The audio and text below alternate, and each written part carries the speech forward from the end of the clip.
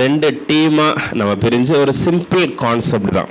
என்ன அப்படின்னா, இன்றைக்கி வந்து நம்மளுக்கு யோசேப்பை தெரியாத கிறிஸ்தவர்கள் இருக்கிறது ரொம்ப கஷ்டம்தான். யோசேப்பு வந்து எல்லாருக்குமே தெரிஞ்ச ஒரு நபர். இந்த யோசேப்பு வந்து ஆண்டவர் வந்து ஒரு தரிசனம் கொடுக்குறாரு. இந்த யோசேப்புக்கு வந்து ஒரு தரிசனம் கிடைக்குது. என்ன, அவர் வந்து ஃப்யூச்சரில் இவங்க பேரண்ட்ஸ், அவங்க அப்பா அம்மாவும் சேர்ந்து எல்லாருமே வந்து இவனை வணங்குவாங்க அப்படின்ற ஒரு இடத்துக்கு அவர் போவார் அப்படின்றது வந்து ஃப்யூச்சரில் வந்து நடக்கும் அப்படின்னு ஒரு தரிசனமாக காட்டுறாங்க. காட்டினதுக்கு அப்புறமேட்டு இவங்க வந்து அதை சரியாக ப்ராசஸ் பண்ணலாமே, எதுக்காக ஒரு குழியில் போட்டு அதுக்கப்புறம் அடிமையாக விற்கப்பட்டு ஜெயிலில் போட்டு எதுக்கு இவ்வளோ கஷ்டப்படுத்தி அந்த தரிசனத்தை வந்து நிறைவேற்றணும்? ஆண்டவர் வந்து ஒரு விஷயம் செய்கிறாங்க அப்படின்னாக்கி ஈஸியாக செஞ்சுட்டு போகலாமே, இவ்வளோ கஷ்டப்படுத்தி தான் செய்யணுமா அப்படின்ட்டு ரெண்டு விதமாக இந்த யோசேப்பு குழியில் போடப்பட்டது வந்து தேவ செயல் தான், ஆண்டவர் தான் இதை செஞ்சிருக்கிறாரு அப்படின்ற ஒரு தரப்பினரும், இன்னொருத்தவங்க வந்து இது தேவ செயல் கிடையாது, இது வந்து மனுஷ செயல் தான், மனுஷன் தான் பிளான் பண்ணி இப்படி பண்ணிட்டான், ஆண்டவர் வந்து இவ்வளோ கொடுமைப்படுத்துகிற ஆள் கிடையாது அப்படின்ட்டு ரெண்டு விதமாக பேசுறதுக்கு, தேவ செயல் அப்படின்ட்டு பேசுறதுக்கு சகோதரி ஜெனிஃபர், சகோதரி தபிதா, பிரதர் ஸ்டீஃபன், மூணு பேர் வந்து இது தேவ செயல் தாங்க, இது வந்து மனுஷ செயல் கிடையாது, மனுஷன் பிளான் பண்ணல, மனுஷனே பிளான் பண்ணா கூட தேவனுடைய சித்தம் இல்லாமல் அங்கே ஒன்றும் நடக்காது அப்படி, இது தேவ செயல் தான் அப்படின்ட்டு பேசுறதுக்கு மூன்று பேர் வந்திருக்கிறாங்க. ஸோ அதே மாதிரி தேவ செயலாக இருந்தாலும் இது வந்து மனுஷ செயல் அப்படின்றதையும் வந்து ஆணித்தரமாக, அது வந்து நீங்கள் வெறும் தேவ செயலாக வந்து முட்டை போயிட முடியாது, இது மனுஷ செயல் அப்படின்றதுக்காக பேசுறதுக்கு brother Aravind, sister Hepzibah, brother Mano, இவங்க மூணு பேரும் வந்து இது வந்து தேவ செயல் கிடையாது, இது மனுஷ செயல் தான் அப்படின்ட்டு பேசு. இது வந்து இப்போ நம்மளுடைய பிரச்சனை வந்து இது தேவ செயலா மனுஷ செயலா அப்படின்றது கிடையாது, இது ஒரு டிஸ்கஷன், ஒரு ஆரோக்கியமான ஒரு உரையாடல். ரெண்டு விதமாக நம்ம பேசும்போது நம்மளுடைய வாழ்க்கையை நம்ம நினைக்கலாம். இப்போ சிலவங்க நீங்கள் பார்த்தீங்கன்னா ரொம்ப கம்ஃபர்ட் ஜோன்லேயே இருப்பாங்க, நல்லா இருப்பாங்க, அவங்களுக்கு எந்த ஒரு பிரச்சனையுமா இருக்காது, ஆண்டவருக்குள்ளே இருப்பாங்க, நல்லா ஸ்பிரிச்சுவலாகவும் இருப்பாங்க, பிரச்சனையே இல்லாமல் நல்லா இருப்பாங்க. இதே பார்ட்டி இன்னொருத்தவங்களை பார்த்தீங்க அப்படின்னா நல்லா ஜெயிப்பாங்க, நல்லா ஊழியம் பண்ணுவாங்க, எல்லாம் பண்ணுவாங்க, போராட்டமாகவே இருக்கும், எங்கே திரும்பினாலும் பிரச்சனை, என்ன ஏதோ பிரச்சனை இருந்துகிட்டே இருக்கும். ரெண்டு பேருடைய லைஃப் ஒரே மாதிரி தான் போயிட்டு இருக்குது. ஆனால் ஒருத்தங்களுக்கு பிரச்சனையோட போயிட்டு இருக்குது, ஒருத்தங்களுக்கு நல்லா கம்ஃபர்டபுளாக போயிட்டு இருக்குது. பார்க்கும்போது சேம் இதே பொசிஷன் தான். இப்போ யோசேப்புக்கும் அப்படிதான், அவருக்கு தரிசனமெல்லாம் நல்லா தான் இருக்குது, வாழ்க்கை வந்து ரொம்ப மோசமாக இருக்குது அப்படின்ட்டு ரெண்டு சைடும் நம்ம பேசும்பொழுது இதில் வந்து நம்மளுடைய லைஃபையும் நம்ம வச்சு பார்த்துக்கலாம். ஓ, நம்மளுடைய லைஃபும் இப்படி தானே இருக்குது அப்படின்ட்டு. ஸோ இதில் வந்து முதலாவது மனுஷ செயல் தாங்க, இது வந்து தேவ செயல் கிடையாது, மனுஷ செயல் தான் அப்படின்றத பேசுறதுக்காக சகோதரி ஹெப்சிபா அவர்கள். இப்போ வந்து குழியில் போட்டது தேவ செயலா மனித செயலா அப்படின்னு, இது வந்து தேவ செயலாக இருந்து தெரிஞ்சு மனித செயல்னு சொல்லிட்டு வந்துருக்கேன். இதுலேருந்தே தெரியல உங்களுக்கு. இது தேவ செயலாக இருந்து இது மனிதனாக உட்காந்து பேசுகிறேன், இது மனுஷன் தான் செய்கிறான் அப்படின்னும் போது கேட்கும்போது பைபிள் நமக்கு நல்லாவே தெரியும், இது ஆண்டவர் செய்கிறதுனால தான். இப்போ நம்மளாம் வந்து ஆண்டவர் சொல்லி தான் இந்த ஊழியத்தில் நம்மளாக செய்கிறோம் இல்லையே. இப்போ ஆண்டவர் வந்து சொல்கிறாரு செய்ப்பான்னு, நிறைய நேரத்தில் நம்ம செய்யாமல் இருக்கோம் இல்லையா. அதனால் வந்து என்னன்னாக்கா, இப்போ யோசேப்பு வந்து இப்போ நான் அந்த சொப்பனத்தை ஃபஸ்ட்டு உங்களுக்கு தெரியும் இல்லையா, யோசேப்பு வந்து சொப்பனத்தை பார்க்குறாங்க. அவருக்கு 17 வயசு இருக்கும்போது சொப்பனத்தை பார்க்குறாங்க. ஆனால் சில தேவ செயல் இதை கலந்து வரும், அது எனக்கு உங்களுக்கு தெரியாது, எனக்கு எப்படி சொல்கிறாரு. ஆனால் 17 வயசு அவருக்கு சொப்பனம் காணும் பொழுது, அந்த சொப்பனத்தை காணும் போது இப்போ நம்ம சாதாரண மனுஷங்களாக இருக்கும்போது நம்ம என்ன பண்ணுவோம், சில பேர் சொல்ல மாட்டாங்க, ரொம்ப சுயநலவதியாக சொல்ல மாட்டாங்க. நிறைய அவங்ககிட்ட நான் பார்த்தீங்கன்னா நல்ல வாழ்க்கை கிடச்சிக்கும், நல்ல பணம் கிடச்சிக்கும் சொல்ல மாட்டாங்க பார்த்தீங்கன்னா நிறைய விஷயத்தில். ஆனால் ஐயோ நம்ம தேவ தரிசனம் ஒரு நமக்கே ஒரு சொப்பனம் கிடச்சிது அப்படின்னாக்கா சில பேர் சொல்லுவாங்க, சில பேர் சொல்ல மாட்டாங்க. ஆனால் சொல்கிறவங்களோட நிலைமை எப்படின்னு பார்த்தீங்கன்னா, இப்போ வந்து சாதாரணமாக வந்து அவன் 17 வயசு அவனுக்கு வந்து சொப்பனம் கண்டதுனால அவங்களோட சகோதரர்கிட்ட, சகோதரர்கிட்ட சொல்லியிருக்கனால, இப்போ அதனால் வந்த விளைவு என்ன அப்படின்னாக்கா, அதனால் நிறைய கஷ்டப்பட்டார் இல்லையா. இப்போ அவன் சொன்னதுனால தான் கஷ்டம், சொல்லாதனால கஷ்டம் கிடையாது. அதனால் நம்ம சாதாரண மனுஷனால அவனுக்கு தெரியல அது. அதனால் வந்து இப்போ நம்ம சொன்னதுனால என்னாச்சுனாக்கா, அவன் வந்து ஜெயிலில் போடப்பட்டதுனாலையும் அந்த குழியில் போடப்பட்டதுனால நிறைய மனுஷன் அந்த விற்கப்பட்டதுனாலையும் அவன் வந்து நம்ம சொல்ல அந்த ஜெயிலில் போய் இருக்கிறது எவ்வளோ ரொம்ப கஷ்டம், ஜெயிலில் போய் இருக்கிறதுன்றது ரொம்ப கஷ்டம். அதனால் வந்து சின்ன வயசு ஜெயிலில் போடுறதுனால அவன் ரொம்ப பாதிக்கப்பட்டனால, ஆனாலும் என்ன பண்ணார்னா ஜெயிலில் போட்டதுனால தேவன் தான் செஞ்சார்ல. மனுஷன் வந்து இப்போ நம்மளே இப்படி இருக்கோம், வந்து ஒரு நம்மளோட சொந்த வாழ்க்கையை நம்ம பார்க்கும் போதுன்னா பிரச்சனையில் இருக்கும்.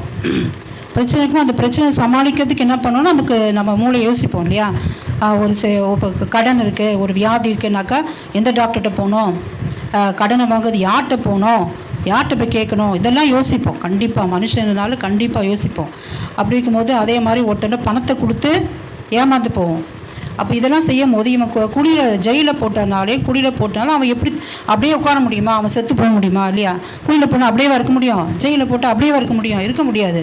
அப்போ என்ன பண்ண, தன்னுடைய சுயத்தினால தன்னுடைய பலத்தினால என்ன பண்ணால் அதுலேருந்து மீண்டெடுத்து வராங்க.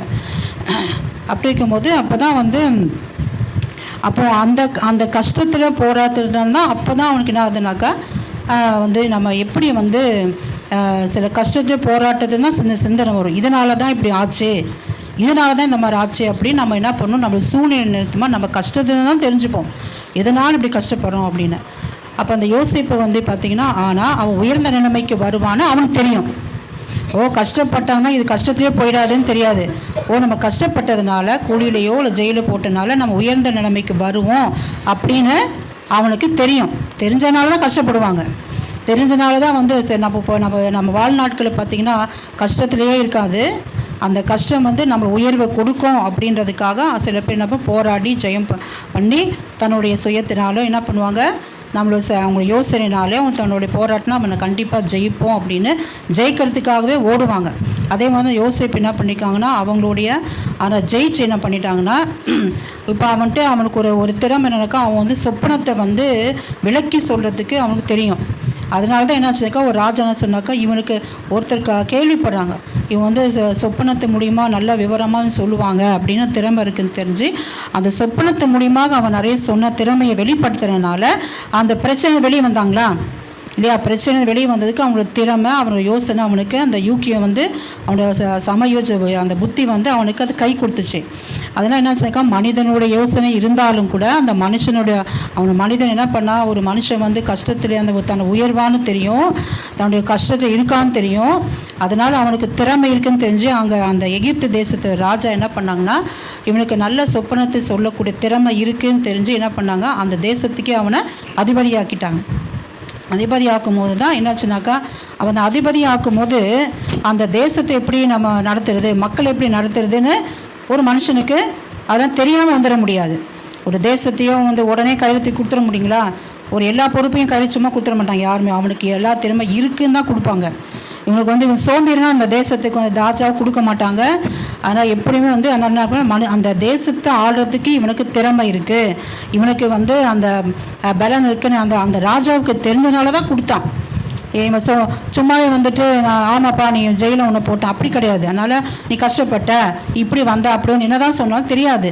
அவனுக்கு திறமை இருக்கனால தான் அந்த தேசத்து ராஜா அவனுக்கு என்ன பண்ணான்னா, அவனுக்கு ஒரு பதவியை கொடுத்து இந்த மக்களை நீங்கள் ஆளணும் அப்படின்னு சொல்லி அவனுக்கு வேண்டிய எல்லாமே கொடுத்தான்.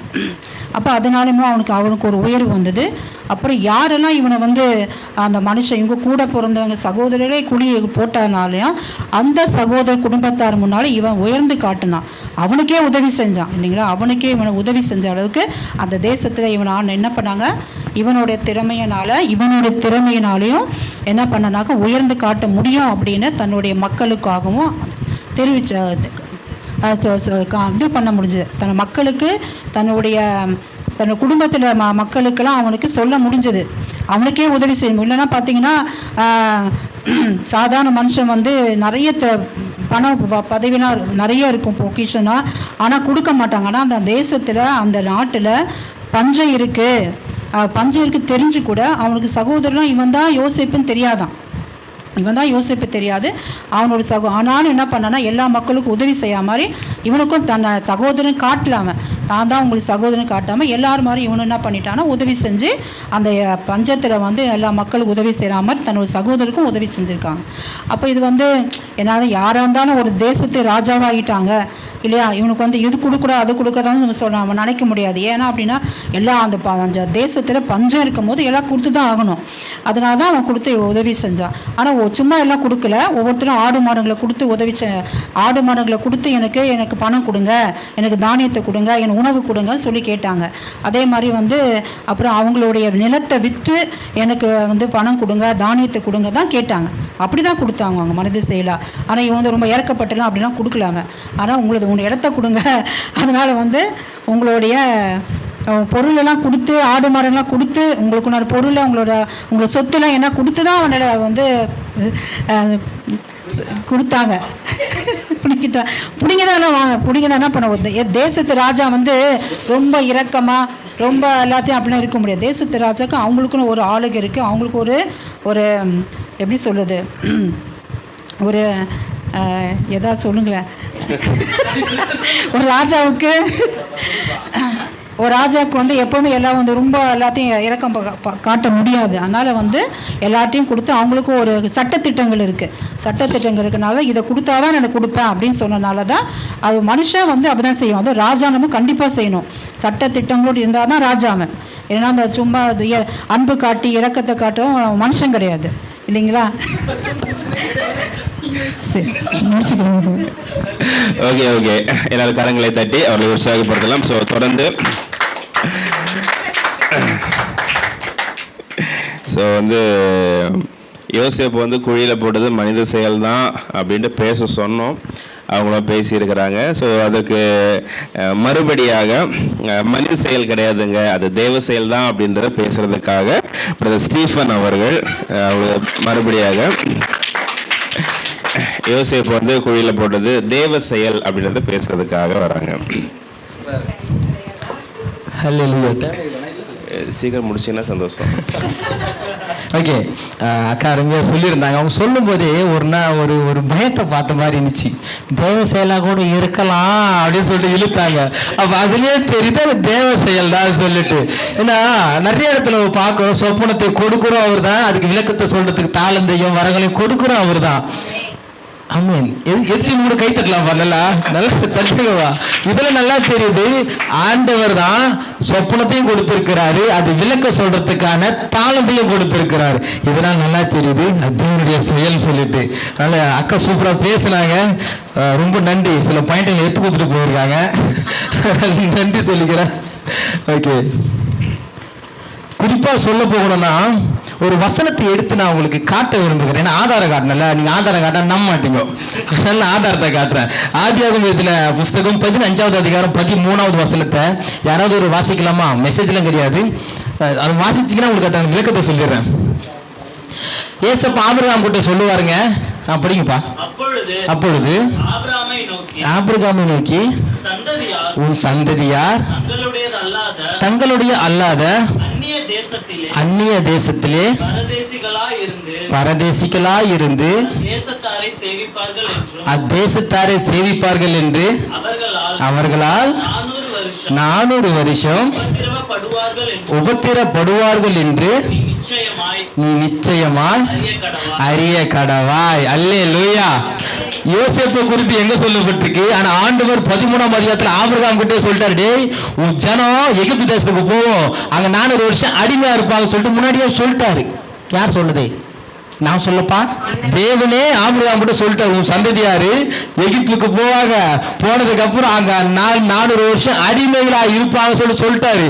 அதுக்கு ப்ராசஸ் தான் யோசேப்பை தூக்கி அங்க வச்சாரு. இந்த வசனத்தை கவனிக்கல போல இருக்குது. விடுங்க, யாருப்பா வசனத்தை எதிரணி கவனிக்கல போல இருக்குது. இந்த வசனத்தை எதிரணி கவனிக்கலையா? கவனிச்சிங்களா? சூப்பர். ஆனா ஆண்டவர் சொன்ன அந்த 400 வருஷம் கொண்டு போனோம்ல, கொண்டு போய் ஏன் யோசேப்பு அங்க வச்சாருன்னா ஆண்டவருடைய திட்டம் நிறைவேறணும். அந்நிய தேசத்தை தேடுவாங்க, அதனால கொண்டு போய் அங்க வச்சாங்க அப்படி சொல்லுது.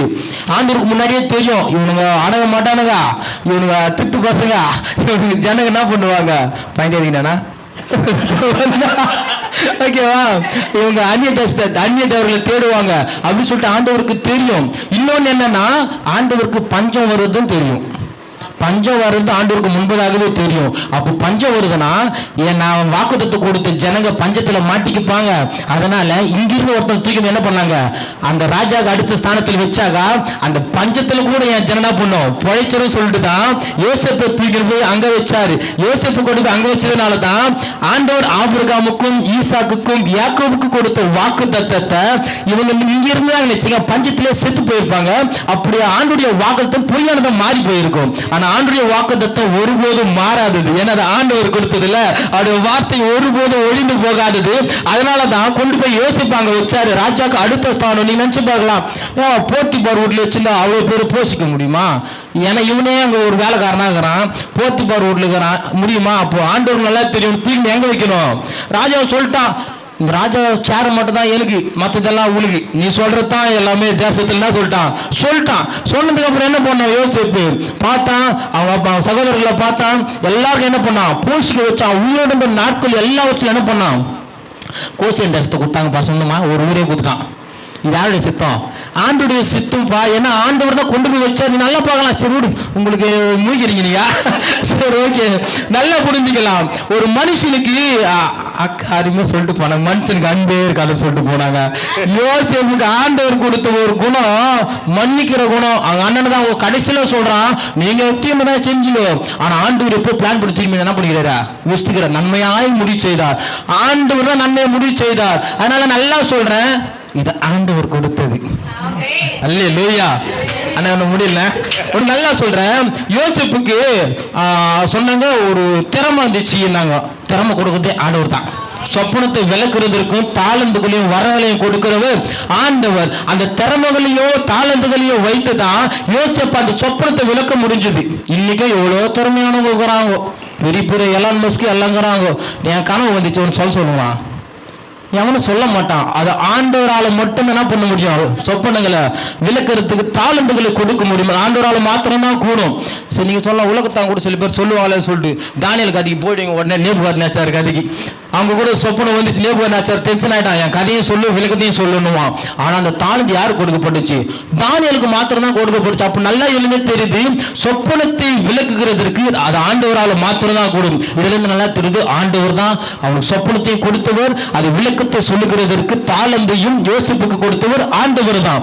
அந்த சொப்பனத்தை சொன்னதனால தான் தேவன் கொடுத்த அந்த சொப்பனத்தை சொன்னதுனால தான், நான் மறுபடியும் சொல்றேன், தேவன் கொடுத்த சொப்பனத்தை சொன்னதுனால தான் அவங்க அண்ணனுங்க பொறாமப்பட்டானுங்க, தூக்கி போய் போட்டாங்க. ஓகே ரைட், ஆண்டோட சித்தம் இல்லாமல் எதுவும் நடந்தது நான் முன்னே சொல்லிட்டேன் இல்லையா? என்ன ஆண்டவர் தான் அந்த பஞ்ச காலத்துல போஷிக்கிறதுக்கு. என்ன நான் அப்போ சொல்றேன் மறுபடியும், ஆண்டவர் வாக்கு ஒருபோதும் மாறாதது. அவர் வாக்குதத்தை கொடுத்துட்டாரு, பஞ்ச காலம் வரும், அதுல என் ஜனத்தை போஷிக்கணும்னா நான் இங்கிருந்து ஒருத்தனை கொண்டு போய் என்ன போய் வைக்கணும்? அங்க வைக்கணும். வேற ஏதோ ஜனத்தை கொண்டு போய் வைக்கிறது போஷிக்கிறத விட என் ஜனத்தை என்ன பண்ற ஒருத்தனை அங்க அனுப்புறேன், அவன் என் ஜனத்தை என்ன பண்ணுவான்? போஷிப்பான்னு சொல்லிட்டு யோசிப்பை கொண்டு போய் வச்சாரு. ஆண்டவர் அழகா நடத்திட்டாரு. இன்னொரு வருஷம் உங்களுக்கு எடுத்துக்காட்டு. பாடுபட்டு தான் போஷிக்கணுமா என்ன பாவம்? அண்ணே ஒன்றும் இல்லை, நீ கல்யாணம் பண்ணுங்க. மத்திய 10:30 மத்திய 10 சமர பாயிண்ட் மத்திய 10:30 வாசிங்களேன். உங்கள் தலையில் உள்ள மயில் எல்லாம் எண்ணப்பட்டிருக்கு, தேடாதீங்க விடுங்க. எதிர்த்து ரொம்ப நேரம் தேடுறீங்க, படிக்க மாட்டீங்க, வீட்டில் படிக்காம இருப்பாங்க பழகிங்க. உங்கள் தலையில் உள்ள மயிலெல்லாம் எண்ணப்பட்டிருக்கு. இவன் வர ஆண்டவருடைய ஜனமா? ஆண்டவர் போய் இவனை எண்ணாம இருப்பாரா? அவங்க வாழ்க்கையில் நடக்கிற ஒவ்வொரு காரியமும் ஆண்டவருக்கு தெரியும். என்ன வசனம் அழகா சொல்லப்பட்டிருக்கு, தலையில் உள்ள மயிலெல்லாம் எண்ணப்பட்டிருக்குன்னா தலையில் இருக்கிற இத்தனை முடியும் ஆண்டவர் என்ன வச்சுக்கிறார்? நான் வாழ்க்கையில் இருபது பேருக்கு வரப்போது அது எண்ணாம இருப்பாரா? ஆண்டவருக்கு முன்பதாகவே தெரியும். யோசேப்புடைய வாழ்க்கையில என்னென்ன நடக்கணுமோ மொத்தத்தையும் நான் என்ன பண்ணுவேன்? நேர்த்தியாய் நடத்துவேன்னு சொல்லிட்டு ஆண்டவருக்கு நல்லாவே தெரியும். அதனால தான் ஆண்டவர் அழகா நடத்தினார். வசனம் சொல்லப்பட்டு தேவ தயவும் மனுஷ தயவும் இருந்துச்சு. அதனால தான் அழகா ஆண்டவர் என்ன பண்ணாரு? நடத்திட்டு போனாரு. நீங்க நல்லா சொல்லலாம், நீங்க நல்லா யோசிச்சு பாருங்க. ஒரு மனுஷன் போன உடனே டக்கு டக்கு டக்குன்னு உயர்ந்துட முடியாது. கர்த்தருடைய கிருபை இருக்கணும், அப்பதான் உயர முடியும். தானியையும் எடுத்துக்கலாம், யோசிப்பையும் எடுத்துக்கலாம், ஆபிரகாமையும் எடுத்துக்கலாம், ஈசாக்கையும் எடுத்துக்கலாம், யாக்கோபையும் எடுத்துக்கலாம். இவர்கள் எல்லாருமே எடுத்துக்கிட்டீங்கன்னா உன்னத்தை கூட எடுத்துக்க பண்ணி சேர்த்து இது எல்லாருமே சேர்த்து எடுத்து பாருங்க. ஆண்டவர் அவங்க கூட இல்லைன்னா ஒண்ணுமே கிடையாது. ஆண்டவர் தான் வாழ்க்கையில் ஒவ்வொரு காரியத்தையும் நடத்தி கொண்டு வந்திருக்கிறவர் ஆண்டவர் தான். அதனால சொல்றேன், தேவனுடைய சித்தம் தான் யோசேப்பை நடத்துச்சு. தேவனுடைய திட்டம் மாத்திரம் தான் விற்கப்பட்டதுக்கு காரணமும் அதுதான். ஏன்னா விற்கப்பட்டதான் இந்த ஜனத்துக்கு எல்லாத்துக்கும் ஒரு தேசம் கிடைக்கும் சொல்லிட்டு ஒரு திட்டம் இருக்குது. இந்த தேசம் போஷிக்கப்படும் சொல்லிட்டு ஒரு திட்டம் இருக்குது. அடுத்த சூத்திரம் ஒரு வசனத்தை எடுத்து வாசிக்கலாம். ஆதியாகமம் 50வது அதிகாரம் 20வது வசனம். வெகு ஜனங்களை உயிரோடே காக்கும்படிக்கு அப்படி சொல்லிட்டு அழகா சொல்லப்பட்டிருக்கும். படிக்கிறீங்களா? என் டீமாச்சும் படிங்களேன். 50:20. நீங்கள் எனக்கு தீமை செய்ய நினைத்தீர்கள், தேவனோ இப்பொழுது நடந்து வருகிறபடியே, முன்னாடி நல்லா பாருங்க, நடந்து வருகிறபடியே வெகு ஜனங்களை உயிரோடே காக்கும்படிக்கு அதை நன்மையாக முடிய பண்ணினார். இங்க எதுக்கு என்ன பண்ணுவாங்க? மேல இருக்கிற வார்த்தையை மட்டும் பூச்சிப்பாங்க. அந்த வார்த்தையை மட்டும் பூச்சி வச்சுன்னு இருப்பாங்க. அப்பா அந்த வார்த்தையை ஆண்டவர் தான் நடக்க செய்தாரு, அதை முடிக்க செய்கிறது ஆண்டவர் தான். நீங்க பாயிண்ட் தச்சு நான் சொல்லிடுறேன் அத்தியம், சரியா? அதை நடக்க செய்கிறது ஆண்டவர் தான். எல்லாத்தையுமே ஆண்டவர் தான். அது கீழே வசனம் அழகா சொல்லி வெகு ஜனங்களை உயிரோட காக்கும்படிக்கு, அதாவது அவருடைய ஜனத்தை காக்கும்படிக்கு என்ன பண்ணார்? நன்மையானது ஆண்டவர் செய்துக்கிட்டு வராரு சொல்லிட்டு அழகா யோசிப்பு சொல்றாரு. கவுண்டர் போன 8 ஆண்டவர் அழகா நடத்திட்டு வருவார், சரிங்களா? அதனால டைம் அப். என்ன ஒரே வாசனம் சொல்றேன். ஆபக்கூக் 2ஆம் அதிகாரம் 3ஆம் வசனம். ஆபக்கூக் 2:3 எடுத்து வாசிக்கலாம். குறித்த காலத்திற்கு தரிசனம் வைக்கப்பட்டிருக்கிறது, முடிவிலே விளங்கும், பொய் சொல்லாது, எதிர்த்து கூட படிக்கலாம். வசனம் எடுத்து படிக்கலாம். தலை மாட்டேன் தெரியுமா? ஓகே, குறித்த காலத்திற்கு தரிசனம் வைக்கப்பட்டிருக்கு. அந்த தரிசனம் தான் யோசேப்பு வாழ்க்கையில் நிறைவேறுச்சு. சின்ன கொஞ்சம் டிலே ஆச்சு, கொஞ்சம் இதுப்பா சொல்ல விற்கப்பட்டாரு, எல்லாம் நடந்துச்சு. ஆண்டுடைய சித்தம் தான். ஆண்டுடைய சித்தம் இல்லாம ஒரு காரியமும் நிறைவேறாது. அதுதான் ஆண்டுடைய தரிசனமும் கூட. அதனால தான் ஆண்டுடைய தரிசனம் இல்லாம யோசேப்பு விற்கப்பட்டிருக்க மாட்டான். அல்லேலூயா. எதிர்த்து அல்லேலூயா. இது பட்டிமன்றம் மறந்துட வேண்டாம். ஓகே, யோசேப்பு விற்கப்பட்டது தேவ செயல், தேவ செயல், தேவ செயல்.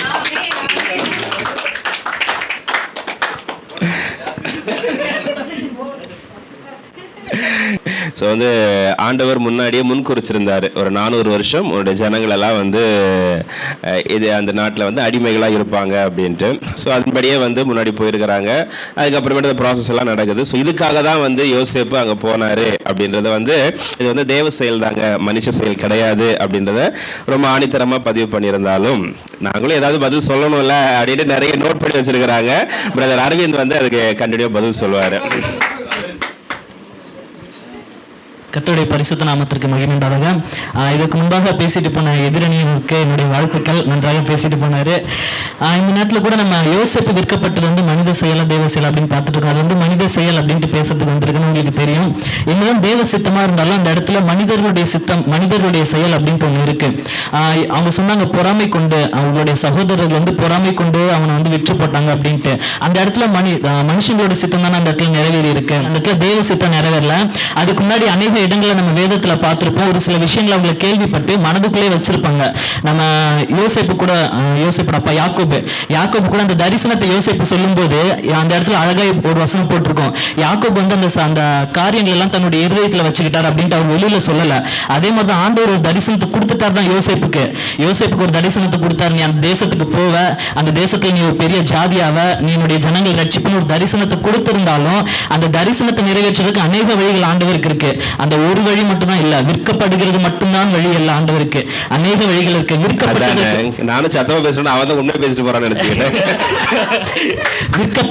விற்கப்படுகிறது மட்டும் வழிகள் அல்ல. ஏன்னா நம்மளுடைய வாழ்க்கையில் நம்மள கூட உதாரணமா எடுத்திருக்கலாம். நம்ம ஆண்டவருக்குள்ள வர்றதுக்கு நம்ம பாடுபட்டு வந்திருப்போம். அதுக்கு காரணம் என்னன்னு பாத்தீங்கன்னா நம்மளுடைய செயல் தான். நம்ம ஆண்டவருடைய வார்த்தையை கேட்டிருக்க மாட்டோம். ஆண்டவர் செய்யும் இருப்பாரு, யாரா இதெல்லாம் செஞ்சுக்கிட்டு போறா, எனக்கு நிறைய வேலை இருக்கு அப்படின்ட்டு போயிருப்போம். எதிரணியர் என்னமோ சொல்ல வராரு, உங்க டீம் கூட பேசுங்க. அதே மாதிரிதான் நம்மளும் அதே மாதிரிதான். யார் அதெல்லாம் செஞ்சுட்டு இருக்கிறது, நான் எனக்கு எப்படி பிடிச்சிருக்கோ அதே மாதிரிதான் நான் வாழ்வேன் அப்படின்ட்டு நம்ம வாழ்ந்துட்டு போவோம். அப்ப ஆண்டவர் நினைப்பாரு, சரி இவங்க எனக்கு விட்டா அவ்வளவுதான், இவன் அப்படியே எங்கேயாவது போயிடுவான், இவங்க எப்படியாவது பிடிச்சி கொண்டு வரணும்ட்டு நம்ம அனைவருடைய ஊழியர்களுடைய சாட்சிகளை கேட்டிருப்போம். ஒரு சில பேர் ஆக்சிடென்ட் ஆயிருக்குன்னு சொல்லியிருப்பாங்க, ஒரு சில பேர் நோயினால பாதிக்கப்பட்டிருக்குன்னு சொல்லியிருப்பாங்க, ஏதாவது ஒரு சில விஷயங்கள் மனதளவில் ஏதாவது ஒரு காரியங்களை சொல்லியிருப்பாங்க. ஏன்னா அவங்களுக்கு வேற வழி இல்லை, அந்த வழியெல்லாம் கொண்டு வந்து ஆகணும் ஆண்டவருக்கு. அதனால அந்த வழியில கொண்டு வந்தாருங்க. யோசேப்பு அந்த வார்த்தையை அவங்களுடைய சகோதரர்கிட்ட சொல்லாம இருந்தா, அந்த தரிசனத்தை சகோதரர்கிட்ட சொல்லாம இருந்தா, ஆண்டவர் அவர் ஈஸியாவே கொண்டு வந்திருப்பாரு. நீ அவர் வந்து அந்த தேசத்துக்கு கொண்டு போறதுக்கு வேற வழிகள் இருந்திருக்கும் ஆண்டவருக்கு. ஆனா இங்க வாய் வச்சுட்டு சும்மா இல்ல, நம்மள மாதிரி எல்லாத்தையும் போய் எல்லா இடத்தையும் சொல்லிட்டு இருந்தா இப்படிதான் நடக்கும்.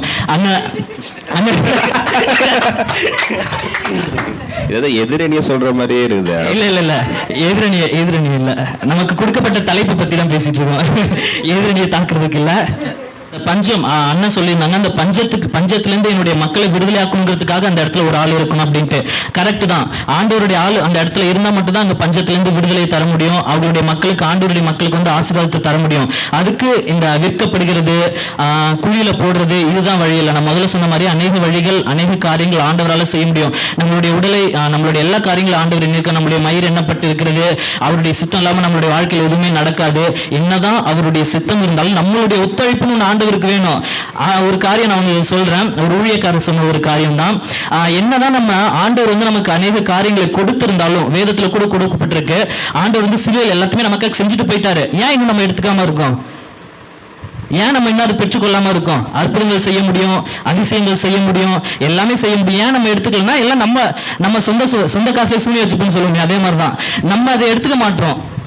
அதே மாதிரிதான் இங்க யோசேப்பும், அவருடைய சகோதரர்கள், அவருடைய சிந்தனைகள்னால அந்த இடத்துல அவர் விற்கப்பட்டார். அப்படி விற்கப்பட்டதுனால அநேக பிரச்சனைகளை அவர் அனுபவித்தார். அந்த பிரச்சனைகளினால அவர் அநேக காரியங்களை கற்றுக்கொண்டார். அதற்கப்புறம் ஆண்டவர் அந்த இடத்துல அவரை உயர்த்தி வைத்தார். ஆனா அவர் அங்க விற்கப்பட்டதுக்கு முதல் காரணம் மனித செயல்தான். எதடி கவனிக்கல கேட்டு. அதனால நான் யோசேப்பு அந்த தேசத்துக்கு எகிப்து தேசத்திற்கு விற்கப்பட்டது மனித செயலே என்று.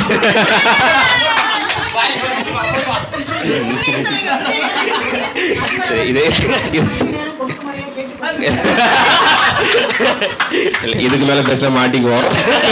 ஆமா, இதுக்கு மேல பேசினா. அதனால ஆணித்தரமா சொல்றேன், அந்த இடத்துல யோசேப்பு விற்கப்பட்டது. நம்மளுடைய தலைப்பு மனித யோசேப்பு விற்கப்பட்டதற்கு காரணம் மனித செயலே, தேவ செயல் அல்லவே. ஆமென். ஆக்சுவலி ஒரு குழந்தைய வளர்க்குறதுக்கு பல வழிகள் இருக்குது. அடித்து வளர்க்கலாம், அடிக்கிற மாதிரி பயங்காட்டி வளர்க்கலாம், அன்பாகவும் வளர்க்கலாம், செல்லம் கொடுத்து வளர்க்கலாம், நிறைய வழிகள் இருக்குது. அதே மாதிரி ஆண்டவர் வந்து நம்மளை வந்து நல்லாவும் வளர்க்க முடியும். பட் நம்மளுடைய பிஹேவியர் தான் வந்து நம்மளை பாடுகளுக்குள்ளாக நடத்துறது அப்படின்ட்டு ரொம்ப அழகாக யோசேப்பு வந்து குழியில் போட்டது வந்து அது வந்து மனித செயல் தான் அப்படின்ட்டு ரொம்ப அழகாக பேசிட்டு போயிருக்கிறாங்க. ஸோ தொடர்ந்து பேசுவதற்காக சகோதரி தபித்தாள் அவர்கள் ரெடியாக இருக்கிறாங்க. வாங்க.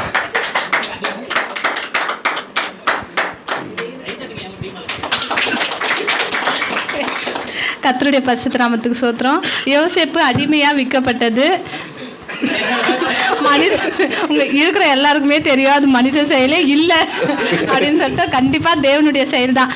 தேவன் தான் ஒவ்வொரு இது குறித்து ஒவ்வொரு திட்டம் வச்சிருக்காரு. மனிதங்க அவங்க சகோதரர்கள் என்ன சொன்னாங்கன்னா, அவங்களை கொன்று போடலாம் தான் முதல்ல அவங்க திட்டம் பண்ணாங்க. அவனை தூக்கின்னு போய் குழியில் போடணும்னு சொல்லிட்டு அது மாதிரிலாம் பண்ணல, கொன்று போட்டலான்னு பிளான் பண்ணாங்க. ஆனாலும் அது மத்தியிலேயே அந்த ரூபன் கண்ணில் கத்தத்தாமே தயவை தந்து அதுலேருந்து அவங்கள தப்பு வைக்கல. இப்போ அவனை கொலை பண்ணி போட்டுட்டு இருந்தா தேவனுடைய சித்தம் அவனுடைய வாழ்க்கையில் எப்படி நிறைவேறிக்கும்? தூக்கின்னு போயிட்டு எல்லாரும் சேர்ந்து எல்லாம் பெரிய டீமாக இருக்காங்க, அவங்க எல்லாம் ஒன்றும் சேர்ந்து அவனை கொலை பண்ணி போட்டு அந்த ரத்தத்தில் எடுத்துகிட்டு போய் அவங்க அப்பா கிட்ட கொடுத்துருந்தா அவனோட சாப்டர் அதோட முடிஞ்சிருந்திருக்கும். ஆனால் தேவன் வந்து அதுக்கு விரும்பல. அவனை வந்து அது குழியில வந்து போட தேவன் தான் அவனோடு கூட தான் இருக்காரு.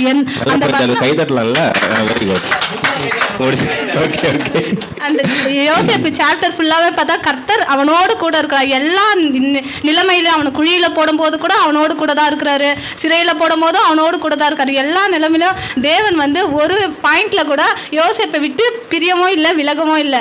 ஆனா அவங்க சகோதரர்கள் கொன்று போட பிளான் பண்ணாங்க. ஆனா ரூபன் கண்ணில் கத்தத்தான ஒரு தயவை கொடுத்து அங்க அந்த மத்தியிலேருந்து ஒரு அவனை தப்பு வித்து அந்த குழியில போடும்படி தேவன் அனுகிரகம் பண்றாரு.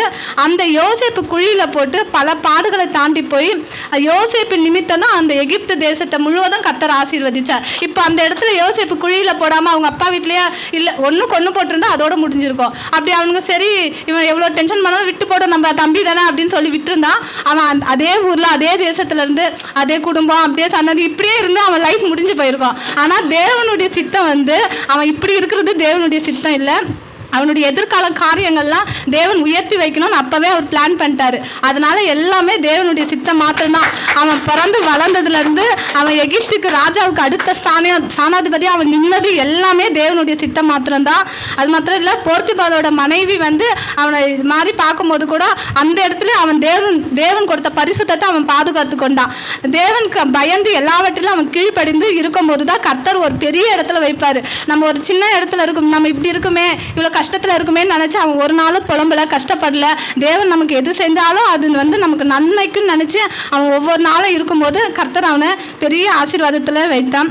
அப்போது சிறையில் இருக்கும்போது கூட 2 வருஷம் அவன் சிறையில் 2 வருஷம் இருக்கும்போது கூட அங்கே அந்த 2 பேருக்கு சொப்பனத்தை விலக்கி கூறி கர்த்தர் வந்து அவனை அந்த இடத்துல எல்லார் கண்லேயும் கர்த்தர் யோசேப்போடு இருந்தபடினால் எல்லாருடைய கண்களையும் அந்த சிறைச்சாலையிலையும் அவனுக்கு வந்து தயவு கிடைக்க கர்த்தர் கிருபை பாராட்டினான். இப்போ அவன் சிறைக்கு போகல, அந்த இடத்துல அவன் போகலன்னா அப்போ அங்கேருந்து 2 பேருக்கு அவன் எப்படி சொப்பனத்தை சொல்லியிருப்பான்? அது மூலியமாக தான் அவன் தேவன் வந்து அந்த எகிப்து தேசத்திற்கு ராஜாவாக கர்த்தர் அவனை மாற்றினார். அந்த 2 வருஷத்துலேயும் அவன் சொல்லியிருப்பான் அந்த 2 பேர்கிட்டையும், நீங்கள் வந்து நான் அவன் மனசுக்குள்ள நினச்சிருப்பேன், எந்த ஒரு பாவமோ பண்ணாமல் நம்ம 2 வருஷமா இப்படி சிறையில் தண்டனை அனுபவிச்சுன்னு இருக்குமே, சரி நீங்கள் போய் என்னை கொஞ்சம் நினைவு கூறுங்க அப்படின்னு ஒரு வார்த்தை மட்டும் அவன் சொல்லியிருந்திருப்பான். அந்த நேரத்தில் கர்த்தர் வந்து அந்த பார்வோனுக்கு அந்த சொப்பனத்தை தரும்போது கூட அந்த 7 பசுக்கள் இருக்குது, கொழுத்த பசுவாக இருக்குது, இந்த பசு அதை சாப்பிட்றதுன்னு சொல்லும் போது அது அந்த எவ்வளோ மந்திரவாதிகள்லாம் கூட எக்ஸ்பிளைன் பண்ணாலும் அது வந்து அவங்களுக்கு அதை வந்து சொல்ல முடியல. ஆனாலும் கர்த்தர் வந்து அதை யோசேப்புக்கு தான் மாத்திரம்தான் எல்லாமே தேவனுடைய சித்தம் மட்டும் யோசேப்போட வாழ்க்கையில் நிறைவேறிச்சு. அவன் தேவ ஆவியை பெற்றவனாக இருந்ததுனால தான் தேவன் அந்த இடத்துல அதை விலக்கி கூறி அப்போ அந்த எகிப்து முழுவதுக்கும் வந்து அவனை ராஜாவாக ஆக்கினார். அந்த பார்வோன் என்ன சொன்னார்னா, இந்த மாதிரி ஒரு தேவ ஆவியை பெற்ற மனுஷனை நான் ஒருத்தனையும் நான் பார்க்கல, நீங்க தான் தேவ ஆவி எப்படி வரும்? தேவன் அவனோடு கூட இருக்கிறதுனால தான் அவன் வந்து தேவ ஆவியை பெற்ற மனுஷனாக இருந்தான். அது மாத்திரம் இல்லை, அந்த சொப்பனத்தை அவன் சொன்னதுனால தானே அவங்க அண்ணன் தம்பிங்க எல்லாரும் சேர்ந்து குழியில் போட்டாங்க. அந்த எந்த இடத்துல அவன் குழியில் போட்டு அவன் இவ்வளோ பாடுகளை தாண்டி வந்தானோ அதே இடத்துல அவனோட அங்கேயே கழட்டிட்டு அவனை கஷ்டப்படுத்தினாங்க. ஆனால் தேவன் என்ன பண்ணாரு? முத்திரை மோந்திரத்தை போட்டாரு, வெண் வஸ்திரத்தை அவனுக்கு கொடுத்தாரு. அவனுக்கு அவங்க சகோதரர்கள் குழியில் பேச பேச கொஞ்சம் டைம் கொடுங்க. அவங்க சகோதரர்கள் வந்து அவங்களை குழியில் போட்டாங்க. ஆனால் தேவன் என்ன பண்ணார்? ரதத்தின் மேல் அவரை ஏறி அவர்களை அமரும்படி தேவன் கிருபை செய்தார். அந்த எகிப்து முழுவதுக்கும் அவர் வந்து ஒரு அதிகாரியாக மாற்றினது தேவனுடைய சித்தம் மாத்திரம்தான். அது மாத்திரம் இல்லாமல் அந்த சொப்பனத்தை அவன் சொல்லும் போது, அப்போ நாங்கள் வந்து உனக்கு வணங்குவோமோ, நீ வந்து எங்களுக்கு பெரியவனாக இருப்பியோ அப்படின்னு அவங்க சகோதரனும் எல்லாரும் பேசுவாங்க. ஆனாலும் முடிவு பார்த்தீங்கன்னா அவனோட வாழ்க்கையில் எல்லாரும் அவனை பணிந்து அவங்ககிட்ட இருந்து தான் எல்லாத்தையும் வாங்குற மாதிரி தேவன் செய்தார். ஆரம்பம் முதல் முடிவு வரை எல்லாவற்றிலும் தேவ செயல் மாத்திரம் தான் அவனுடைய வாழ்க்கையில நிறைவேறுது. எல்லாமே தேவ செயல் தான்.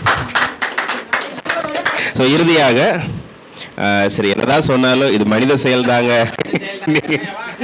அப்படின்ட்டு கடைசியா பேசுறதுக்காக பிரதர் மனோ அவர்கள் வராங்க. எல்லாரும் கடைகளை தட்டி.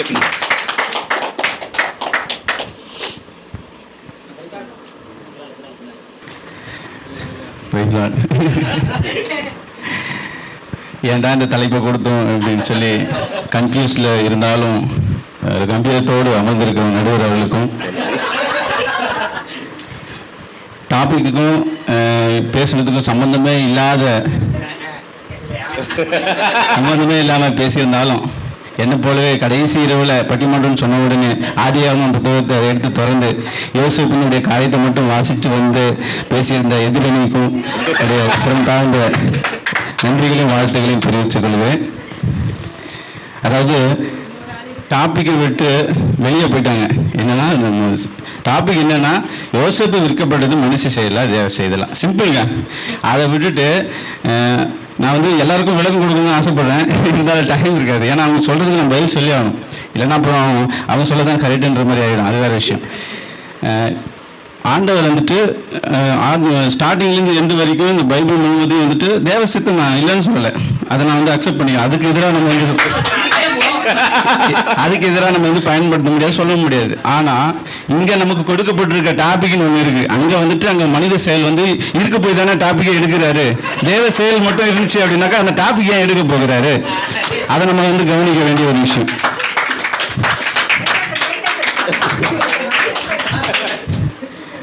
ஒரு பட்சமாகவே ஒரு கேள்விக்கு ஆன்சர் வந்துட்டு 2 ஆன்சர் இருக்குது அப்படின்னும் போது நம்ம 2 பக்கமாக இருக்கிறதுனால தான் வந்துட்டு இப்போ பட்டிமன்றம்னா வந்து 2 சைடும் வந்து நியாயம் இருக்கிற மாதிரி தான் பட்டிமன்றமாக எடுப்பாங்க. இவர் சைடு மட்டும் இருக்குன்னா அப்புறம் எதிரணி இருக்கு என்ன வேலை இல்லையே.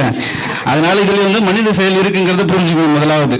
2வது காரியம் என்னன்னா 17 வயசு யோசேப்புக்கு அந்த சொப்பனத்தை கண்டு சொல்லும்போது, இப்போ 17 வயசில் அவங்க வந்து கொலை செய்யணும் அப்படின்னு சொல்லிட்டு அவங்க சகோதரர்கள்லாம் திங்க் பண்ணுறாங்க. இது தேவ செயலாக இருந்திருந்தா 17 வயசு அவங்க என்ன 12வது படிச்சிருப்பானா 12வது படிக்கிற பையனுக்கு கொலை செய்கிற அளவுக்கு ஆண்டவருக்கு அவனும் வேண்டுதல் ஆண்டவருக்கு இல்லை அவனை வந்து கொலை செஞ்சு போடணுன்ற அளவுக்கு தேவ செயல் இருந்திருக்குன்னு நீங்கள் நினைக்கிறீங்களா? அப்படிங்கிற நம்ம திங்க் பண்ணி பார்க்கணும். ஏன்னா இது மனித செயல். அவனை கொண்டு போய் கொலை செய்யணும் அப்படிங்கிற திங்க் பண்ணுற அளவுக்கு பண்ணியிருக்காங்க அப்படின்னா இது தேவ செயல். வந்து ஒரு 12வது படிக்கிற பையனை கொண்டு போய் கொலை பண்ணி அதுக்கப்புறம் தான் இவன் வந்துட்டு ஜனங்களை 400 வருடங்கள் நடத்தணும் அப்படின்னு சொல்லி ஆண்டவர் நினைச்சிருப்பாரா? இது வந்து நம்ம காமனாக திங்க் பண்ணக்கூடிய ஒரு விஷயம். கையெழுந்து கூட பட்டிமன்றம் வாய் பொடுத்துருச்சு. தரிசனம் கொடுத்துட்டாரு, இல்லைன்னு சொல்லல. அந்த தரிசனம் தம்பி சொன்ன போல எங்க அணியில சொன்ன போல தரிசனம் வந்து எப்படி வேணா நிறைவேற்றலாம். ஆண்டவருக்கு வந்து ஆண்டவர் வந்து கொடுமைக்காரர் கிடையாது. இந்த மாதிரி கொலை செய்யற அளவுக்கு வந்துட்டு ஆண்டவர் துணிஞ்சவர் கிடையாது. அதனால இது வந்து மனித செயல் தான். அவனுங்க வந்து நீங்க நினைச்சு பாருங்க, யாக்கோபிட்ட போய் அவர் சொல்லும் போது அவர் இது வந்து உள்ளத்திலேயே அதை வைத்து கொண்டாரு சொல்லணும். அப்படின்னா ஒரு கசப்பான காரியத்தை மனசுல வச்சுட்டு அவங்க பாருங்க, ஒரு ஆடு மேய்க்கிறவங்க கிட்ட பலவர்னு அங்கேயே உடுத்தி அனுப்புறாரு. தேவையா அதெல்லாம்?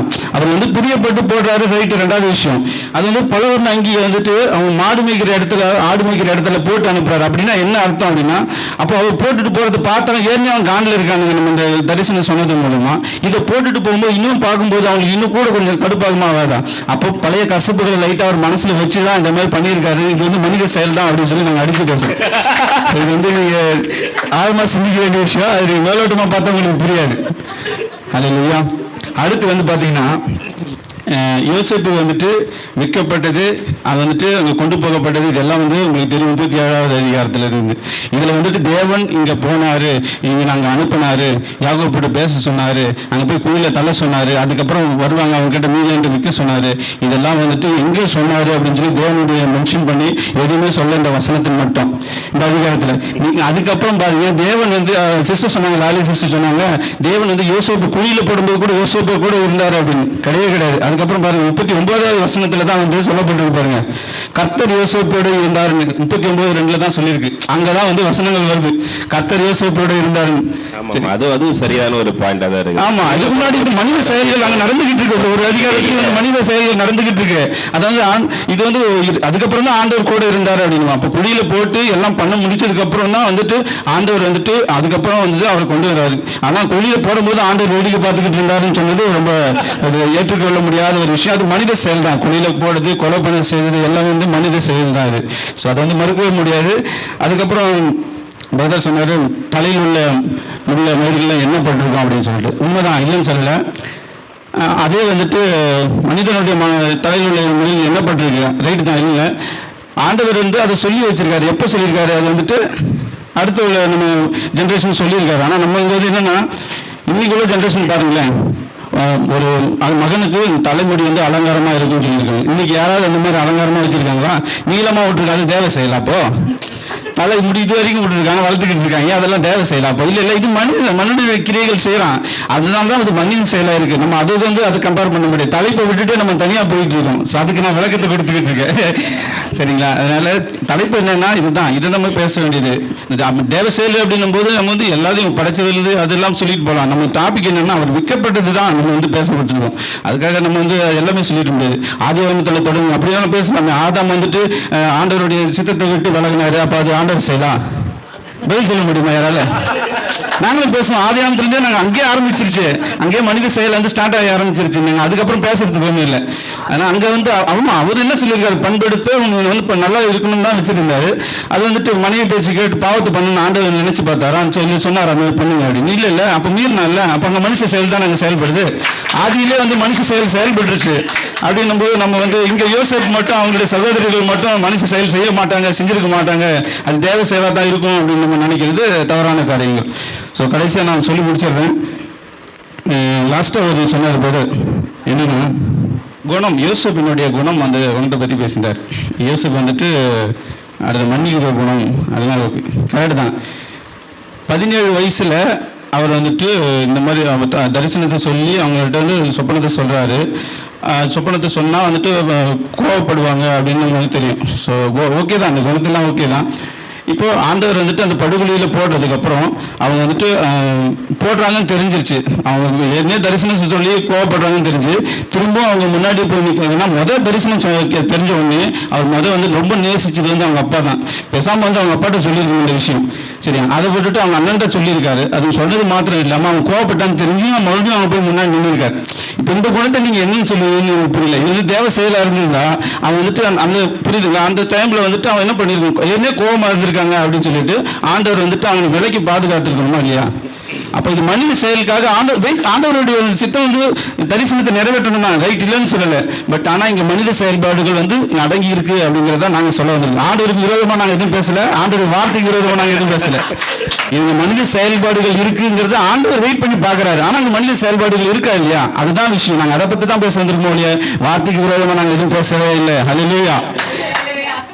கடைசியாக நான் சொல்லி முடிக்கிறேன். மனுஷனுடைய செயல்பாடுகள் தான் வந்து யோசேப்பு விற்கப்படுவதற்கும் அவனை கொலை செய்யப்படுவதற்கும் படுகொலியில் தள்ளப்படுவதற்கும் அந்த மனுஷங்க தான் காரணம். தேவன் ஒருபோதும் காரணம் கிடையாது. இப்போ நடந்திருக்கிற காலகட்டத்தில் கூட மனுஷங்க பாவங்கள் செஞ்சுட்டு இருக்க மனுஷன் பாவம் செஞ்சதுனால தான் ஆண்டவர் வந்து மீண்டுமாய் வந்ததுக்கு காரணம் அதே தான். இல்லைன்னா இது எல்லாமே தேவ செயல். அந்த ஸ்டார்டிங்கே வந்துட்டு மனுஷன் வந்துட்டு அந்த தேவ செயலை மீறிட்டான். ஸோ இவனெல்லாம் மேற்கொள்ளணும் அப்படிங்கிறது தான் சில காரியங்கள் வந்து நன்மையும் தீமையும் வந்து ஆண்டவர் சரிசமமாக படைச்சதுக்கு காரணம் தான். ஒருவேளை நம்மளை சீர்படுத்திக்கணும். இப்போ யோசேப்பு வந்துட்டு அந்த பாடுகளை அனுபவிச்சோம் அப்படின்னாங்க, அடுத்து வந்துட்டு ஆண்டவர் கூட இருந்தார், அதுக்கப்புறம் கூட தான் இருந்தார், இல்லைன்னு சொல்லலை.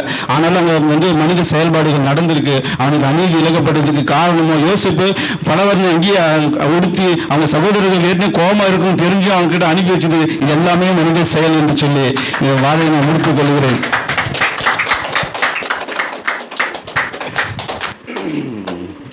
ஒரு ஆழமான ரிசர்ச்சே பண்ணிட்டு வந்திருக்கிற போல இருக்குது.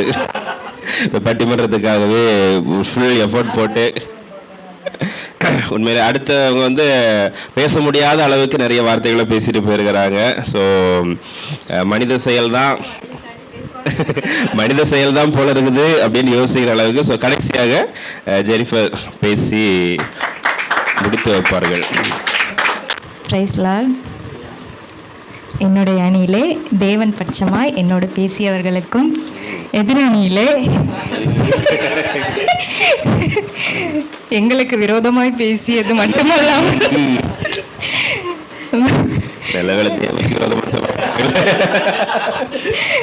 நான் அதை சொல்ல விரும்பவில்லை.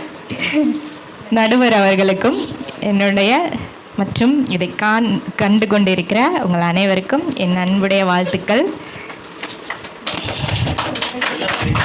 நேட்டிவ் தமிழ்நாடு தான். ஆமாம், தமிழ் கொஞ்சம் வராது. ஃபஸ்ட்டாக பேசின ஹெப்சிபா சிஸ்டர் சொன்னாங்க, அவன் தன்னுடைய சுயபலத்தினால மீண்டு வந்தான், குழியில் இருந்தாலும் சிறையில் இருந்தாலும் சொல்லிட்டு. பட் சிஸ்டர் வந்து அந்த வசனத்தை பார்த்துருக்கவே மாட்டாங்கன்னு நினைக்கிறேன். கர்த்தர் எல்லா நேரத்துலையும் அவனோட இருந்தார் அப்படின்னு சொல்லிட்டு. அரவிந்த் பிரதர் சொல்லியிருந்தாரு, விருப்பத்தை மனுஷ செயல் தான் கண்டிப்பாக அடித்து பேசுனீங்க, குழியில் போடப்பட்டதே. பட் வந்து ஒரு விருப்பத்தை உண்டாக்குறதே ஆண்டவர் தான் சொல்லிட்டு வசனம் இருக்குது. அதை நீங்கள் படிச்சிருக்க மாட்டீங்கன்னு நினைக்கிறேன். அதே போல் பாட்டுக்கு பட்டு தான் ஒருத்தர் வந்து உயரத்துக்கு வரணுமா அப்படின்னு சொல்லிட்டு அரவிந்த் பிரதர் கேட்டார். ஆனால் தாவீது வந்து அபிஷேகம் பெற்ற ஒரு மனுஷன் தான், ஆனால் வாழ்நாள் ஃபுல்லாக ஓடிக்கிட்டே தான் இருந்தான் அப்படின்னு சொல்லிட்டு நம்ம படிச்சிருக்கோம். ஸோ பாடுகள் வந்து ஆண்டவருக்குள்ளே இருக்கும்போது துயரப்படுகிறவர்கள் பாக்கியவான்கள் தான், அவர் நிமித்தம் துன்பப்படுகிறவர்கள் நிந்தனை அனுபவிக்கிற எல்லாருமே பாக்கியவான்கள் அப்படின்னு நான் சொல்லிக்க விரும்புகிறேன். டாபிக் எடுத்தது வந்து மனித செயல் தெரியாம எடுத்துருக்க மாட்டாங்கன்னு சொல்லிட்டு மோன பிரதர் சொன்னாங்க. அது சரியா உங்களுக்கு புரிய வைக்கணும் அப்படின்னு குழப்பத்தில் இருக்கிற உங்களுக்காக தான் இந்த டாபிக்கே எடுத்திருப்பாரு நடுவர்னு சொல்லிட்டு நான் நினைக்கிறேன். என்னுடைய பாயிண்ட் ஆஃப் வியூ, ரெண்டு பேரும் ரெண்டு விதமாக பேசினாங்க. ஸ்டீஃபன் பிரதரும் தபிதா சிஸ்டரும் ரெண்டு விதமாக பேசினாங்க. என்னோட பாயிண்ட் ஆஃப் வியூ ஒன்று இருக்குது. யோசேப்புக்குள்ள ஒரு பெருமை இருந்தது அப்படின்னு சொல்லிட்டு என்னால் சொல்ல முடியும். ஏன்னா அவனோட 17வது வயசில் அவன் சொப்பனம் காண்றான். அவன் வந்து அதை எல்லார்கிட்டையும் போய் சொல்லும்போது அவங்க கொஞ்சம் கோவப்படுறாங்க, எரிச்சல் படுறாங்க. ஆனா இதுவே சாமுவேல் கிட்ட ஆண்டவர் பேசும்போது ஏலி கிட்ட அவன் டைரக்டா ஒண்ணுமே சொல்லல. அவர் வருத்தி கேட்கிறாரு, சொல்லுன்னு கேட்கும்போது தான் அவன் சொல்றானே தவிர அவனா போய் வாலண்டரியா சொல்ல. அந்த பெருமை அவனுக்குள்ள அந்த நேரத்துல இருந்தது. ஸோ ஒரு மனுஷன் புடமிடப்படுறான் அப்படின்னு சொல்லிட்டு இந்த பீரியடை நம்ம சொல்லலாம். ஒரு தங்கம் வந்து புடமிடப்பட்டாதான் அது வந்து பியூரா வந்து மாறுது. அது தீயில போட்டு சுட்டு அடிச்சு அதுக்கப்புறம் தான் அது பியூரான ஒரு கோல்டா மாறுது. அதுதான் யோசேப்போட வாழ்க்கையில நடந்துச்சு. அவர் வந்து குழியில போடப்பட்டது மனித செயல் இல்ல, தேவ செயல் தான். அது அப்படி போடப்பட்டதுனால தான் அவர் வந்து புடமிடப்படுறாரு. அந்த இடத்துல அவருடைய பெருமைகள் அந்த இடத்துல படிப்படியா குறைய ஆரம்பிக்குது. ஃபர்ஸ்ட் வந்து அவர் அப்படி சொல்றாரு. அதுக்கப்புறம் அவர் இஸ்மவேலர்கள் கிட்ட விற்கப்படுறாரு. அதுக்கப்புறம் பானபத்திரக்காரன் கிட்ட அவர் சொல்லுவாரு. 40:8 வசனம். அதற்கு அவர்கள் சொப்பனம் கண்டோம், அதற்கு அர்த்தம் சொல்கிறவன் ஒருவனும் இல்லை என்றார்கள். அதற்கு யோசேப்பு, சொப்பனத்துக்கு அர்த்தம் சொல்லுதல் தேவனுக்குரியதல்லவா, அவைகளை என்னிடத்தில் சொல்லுங்கள் என்றான். அதிலே ஒரு பெருமை தெரியுது. என்கிட்ட சொல்லுங்க, அது தேவனுக்குரியது, உங்களுக்கு எல்லாம் தெரியாது, அந்த மாதிரி சொல்றான். ஆனா இதெல்லாம் சொல்லி முடிக்கும் போது அடுத்தடுத்து பாத்தீங்கன்னா நீங்க வந்து என்ன ரெக்கமெண்ட் பண்ணுங்க ரிலீஸ் பண்றதுக்கு அப்படின்னு சொல்லிட்டு நிறைய அடுத்தெல்லாம் பேசியிருப்பாரு. பட் அந்த இடத்துல அவனை வந்து மறக்கப்படுறாரு. கடைசியில ராஜாவுக்கு வந்து கேட்கும்போது பார்வோனுக்கு சொப்பனத்தை வந்து சொல்லணும்னு கேட்கும்போது நான் அல்ல, 41:16 சொல்றாரு, நான் அல்ல தேவனே பார்வோனுக்கு மங்களமான உத்தரவு அருளி செய்வார் அப்படின்னு சொல்றாரு. இந்த இடத்துல வந்து அவரோட பெருமை எல்லாமே வந்து கம்ப்ளீட்டா போயிடுச்சுன்னு நான் சொல்லுவேன். ஸோ அவரோட பெருமை வந்து மாறுறதுக்காக இந்த புடமிடப்படலாம் இருக்கும். ஒருவேளை அவர் குழியில போடப்பட்டாலும் அந்த குழியில இருந்து தூக்கி விடப்பட்டதுக்கு அப்புறத்துல இருந்து பிரதர் சொன்னாரு குழியில போடுற வரைக்கும் கர்த்தர் அவரோட இல்லை அப்படின்னு சொல்லிட்டு. ஆனா தூக்கி விடப்பட்டதுக்கு அப்புறம் அந்த ஒவ்வொரு வசனத்திலையும் பாத்தீங்கன்னா கர்த்தர் அவனோட இருந்தான்னு சொல்லிட்டு பல வசனங்கள் நம்ம பாக்குறோம். அப்புறமேட்டு குழியில போடும்போது இல்லைன்னு சொன்னாரு. அதான் நான் சொல்லிட்டேனே, புடமிடுறதுக்காக போட்டப்பட்டிருக்காரு. ஆமா ஆமா.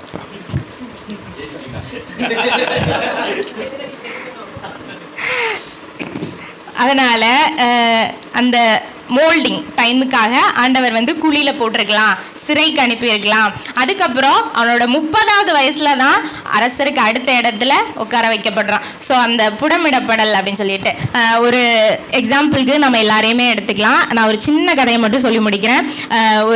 ஒரு பொண்ணு கம்ஃபர்டான ஒரு லைஃப்ல வாழ்ந்துட்டு இருக்காங்க. வீட்டுக்குள்ளேயே தான் எல்லாமே அப்படின்ற மாதிரி தான் வாழ்ந்துட்டு இருக்கிறாங்க. நல்லா ஹாப்பியா வாழ்ந்துட்டு இருக்காங்க. வெளி உலகமே தெரியாது. திடீர்னு ஒரு நாள் ஒரு ஹாஸ்டல் லைஃபுக்கு போறாங்க. அங்க போய் பார்த்தா ஃபர்ஸ்ட் டே சாப்பாட்டை பார்த்து அழுக கண்ணீர் இந்த மாதிரி வருது. ஆனா அதுக்கப்புறம் வந்து அந்த லைஃபுக்கு பழக ஆரம்பிக்கிறாங்க. அதுக்கு வரைக்கும் எப்படின்னு தெரியல. அதுக்கப்புறம் வந்து ஆண்டவர் வந்து அங்கதான் ஆண்டவரையும் தெரிஞ்சுக்கிறாங்க. ஸோ வந்து இங்க இருந்து தூத்துக்குடியில இருந்து பெங்களூருக்கு எடுத்துட்டு போறாங்க அப்படின்றா அது ஆண்டவர் சித்தம் தான். அங்க போய் தான் ஆண்டவரை தெரிஞ்சுக்கணும்னு இருந்துக்கு. அப்போ வந்து இந்த இடத்துலயும் அங்கேயும் ஆண்டவரை பத்தி நிறைய சொல்லணுன்றதுக்காக அவரை வந்து அங்க எடுத்துட்டு போயிருக்கலாம். அதே மாதிரி அதுக்கப்புறம் ஒர்க் பண்ணும் போதும் நிறைய கஷ்டங்கள், தூங்குறது சரியா இல்லாம 12 ஹவர்ஸா 13 ஹவர்ஸ் எல்லாம் ஒரு 13 பேர் பெட்ரிடன் பேஷண்ட காலையில குளிப்படுறது எல்லாமே பண்ணணும். ஃபுட்டு சரியா இருக்காது. மூட்டை பூச்சி மெயினா மூட்டை பூச்சி தூங்க முடியாது. சுத்தி அந்த ஸ்ப்ரே மருந்து அடிச்சுட்டு அதுலதான் படுத்திருப்பாங்க. ஸோ இந்த மாதிரி இப்போ ஆனால் அந்த பொண்ணுகிட்ட எந்த ஃபுட்டு கொடுத்தாலும் சாப்பிட்ருவாங்க. ஸோ அந்த மாதிரி ஒரு கம்ஃபர்ட் ஜோன்ல இருந்து வெளியில கொண்டு வரணும் அப்படின்னு சொல்றதுக்காகவே ஆண்டவர் இந்த மாதிரியான பாதைகளை நடத்தியிருப்பாரு நான் வாசிக்கிறேன். அதுக்கப்புறம் தான் ஆண்டவர் என் கையில வந்து ஒரு ஊழியத்தை தந்திருக்காரு.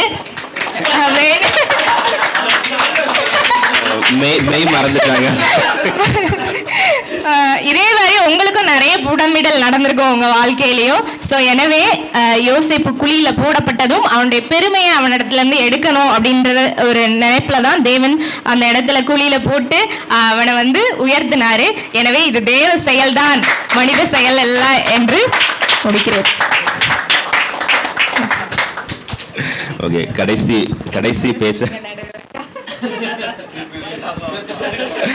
கடைசி பேச்சாளருக்கு ஏற்ற மாதிரியே அவங்களும் வந்து ரொம்ப அழகாக பேசிட்டு போயிருக்கிறாங்க. ஸோ நம்ம வந்து மனித உரிமை ஆணையம் அப்படின்ட்டு ஒரு விஷயம் இருக்குது. எத்தனை பேருக்கு தெரியும் மனித உரிமை ஆணையம் அப்படின்ட்டு? அதோடைய வேலை என்னது, என்ன ஃபங்க்ஷன் அது? ஆக்சுவலி அவங்க வந்து என்கவுண்டர் வந்து அக்செப்ட் பண்ணிக்கிறது கிடையாது அப்படின்ட்டு நான் கேள்விப்பட்டேன்.